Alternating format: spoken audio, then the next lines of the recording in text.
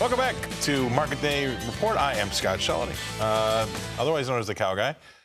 Let's take a look at these markets. We've been watching them all day. It's a three-day weekend coming up here, so this is going to get well, it doesn't mean it's going to happen, but it might have the propensity to get a little squirrely, and squirrely meaning a little slippery, hard to hold on to, kind of darting around. So 6 3/4 cents higher in that March corn board. 656.5 is last.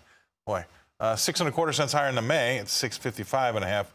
We're close to the highs there, folks, about a penny off them. So I'll keep an eye on that one. That's going to be good. That's some decent green on the screen. Let's see what soybeans have in store for us. A 7-cent gain in March of $15.99. Trying to get a 16 handle in front of it, aren't we? That's 7 cents higher in that March. May is up 5.5 cents to 16.01.5. Let's see. How about new crop beans? Let's show that one. That's going to be an interesting one. Where are we going to be at really going in this? 4 3/4 cents higher at 14.65.5. Boy, that's some pretty good going, isn't it? Let's take a look at wheat in Chicago, that Chicago wheat board. That one's going to be up double digits, 12.5. Getting a little nervous. 8.10.5 is last. It's about a penny off the highs, too. 8.17.5 is last in May. That's 12 3/4 cents higher, too. So putting on some decent real estate over in Chicago wheat. How about Kansas City wheat? Oh, this has made a move. 24 3/4 cents higher. 8.47 3/4, about a penny and a quarter off the highs there. May is up 25 cents. 8.52.5 is last, and that too is pretty close to the highs of the day as well. Spring wheat in Minneapolis. Let's take a look and see what we've got there. We've got double-digit gains in the deferreds. The front month is only up 8 3/4 cents, but we'll take it, won't we?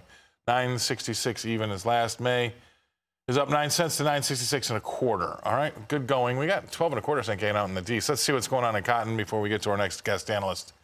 We're up $1.42 to 123.35 in that cotton contract, so it's making some gains here, getting back some of the stuff we lost over the last few days.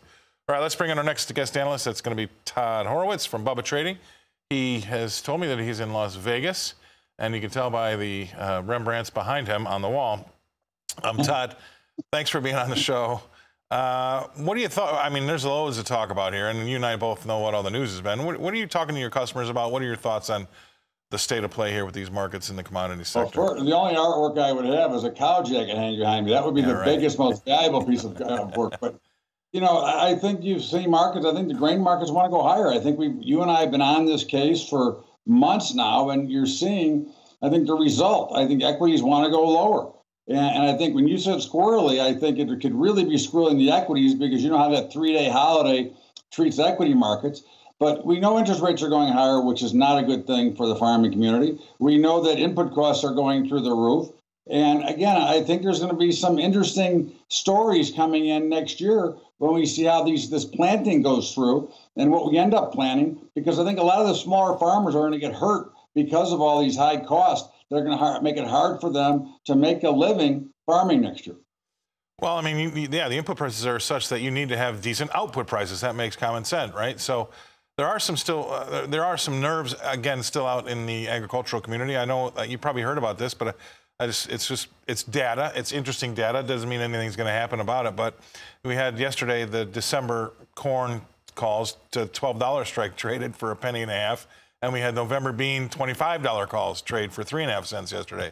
I mean, that will give you the idea that boy, oh boy, people are nervous. I agree. I think there's a lot of nerves out there, and I think that's why we see some of these more violent swings. You know, when we get the higher price goes, the more price movement you get. Yep. And of course, when the fear rigs in, it runs and they push them one way or the other. All right, stay right there. We're going to go away, pay some bills, come back and talk with Todd Horowitz after these messages.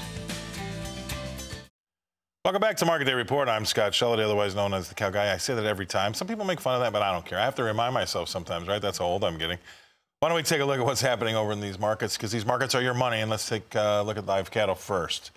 April is going to be down 92 cents, 145.87. That's about 12 cents off the lows. We'll keep an eye on that one. But it's really, again, we haven't really had a big range over there, just over $1. So we'll keep things up to date for you. June's off 62 cents to 141.52. If we move over and see what's happening, if we have anything different happening over in the feeders, not really, probably a little bit more. Well, here we have we're giving back some of the gains, but we have March down 67 cents to 165.52, and April down 42 cents to 170.72. We had those back months up a little bit more. We've given some of that back too, but we still have SEP up 20 cents if you go out the curve to the deferreds. I like saying that, right? And then lastly, lean hogs have been doing pretty well as of late. They're got that April contract up 65 cents to 108.22. Pretty much getting now drifting towards the lower end of the day's range. May is up 82 cents to 112.15. All right, let's get back to Las Vegas and Todd Horowitz from Bubba Trading. Todd, what do you think about these? Do you like the livestock actually here?